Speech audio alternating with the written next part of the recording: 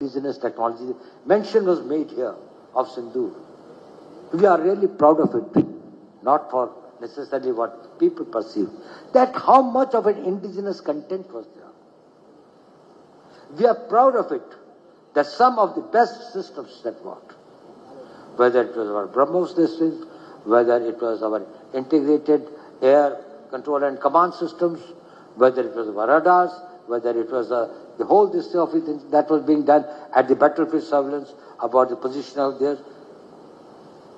We decided to have 9 terrorist targets in the crisscross of Pakistan. It was not on the border area something, which we thought were there this way. We missed none. We hit nowhere else except that. And it is also not that this was a very, it was precise to the point where we knew who is where.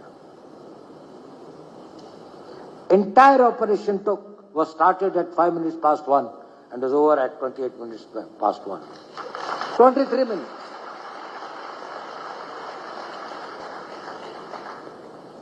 Thereafter, a lot of things are said that this thing, foreign press and all these things, they said Pakistan did that and this. You tell me one photograph, one imagery. In, these days, these imageries are from the satellites all over the world. They are this thing, which shows any Indian damage being done, even a glass pane having been torn.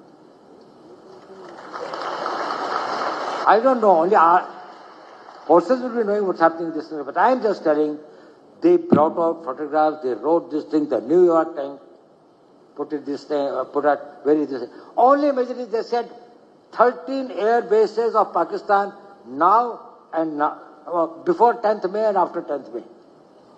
Whether it was in Sargoda or it was in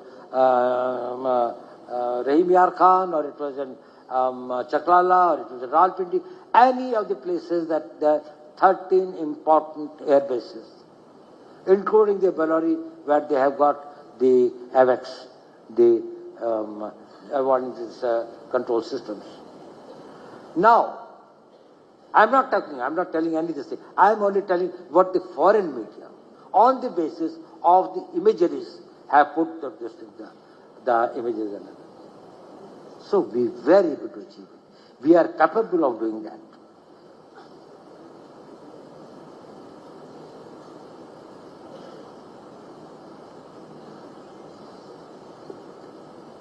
So the country's challenges before the country, as I said, are very great. We are quite. I will tell you one small incident. There was one gentleman who wanted to meet me, but because of my office could not give him any time. So I got a friend in US, General McMaster. He wrote to me this thing and others that he was a wonderful army general. He said that there is a person I want to send to you, you must meet him. I said, okay, send him sometime.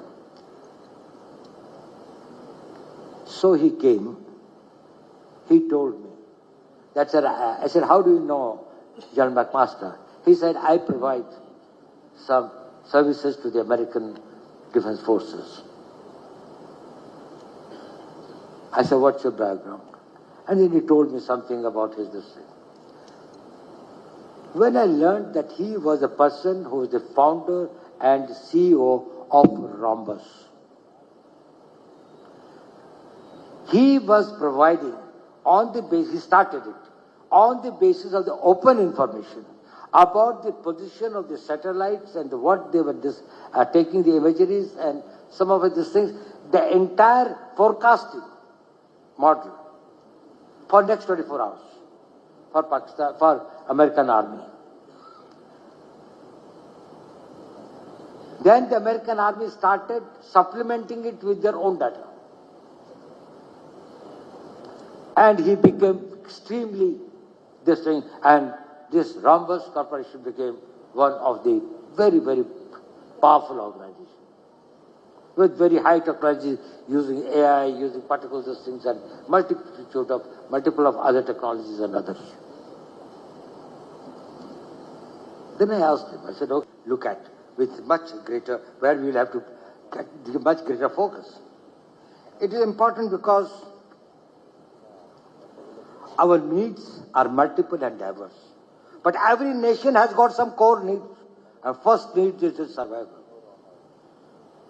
You can have everything in the world. That will mean nothing if you don't survive.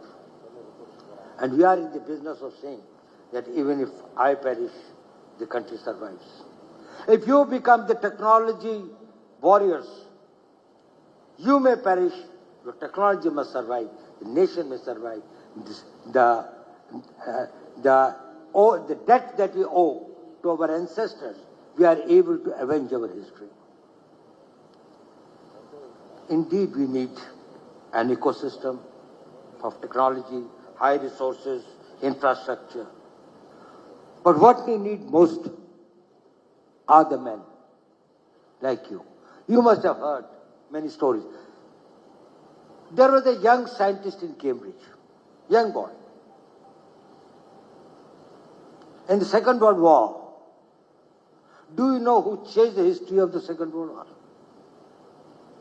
You know him by the name of the man who started, father of computing. His name was Alan Turing. He found he could break the Enigma machine's code. And thereafter, all the U-boats and all the communications of the German army were intercepted, and the entire shape of the battle from 1943, from the late 42, actually it started. He died young at the age of 44.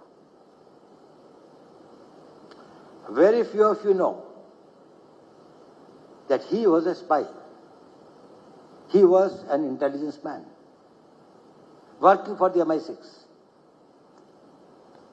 And he was inserted in this task of breaking the German code. But it required a person with great technical genius and things, and he changed it. We need many Alan Turings today to guide, protect, and take this country ahead. You know, something happened in 2020. It was slightly a bad experience for us. We had a certain, this thing with some, we had a little fight. Of course, ultimately we were able to get everything, this thing. But certain decisions were taken. And one of the decisions that was taken is we are going to completely indigenize our communication systems, and 5G will not be imported from anywhere.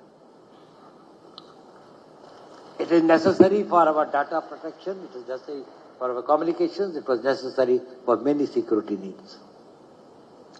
At the same time, the country could not afford to lose the technology battle and remain behind and get decades behind.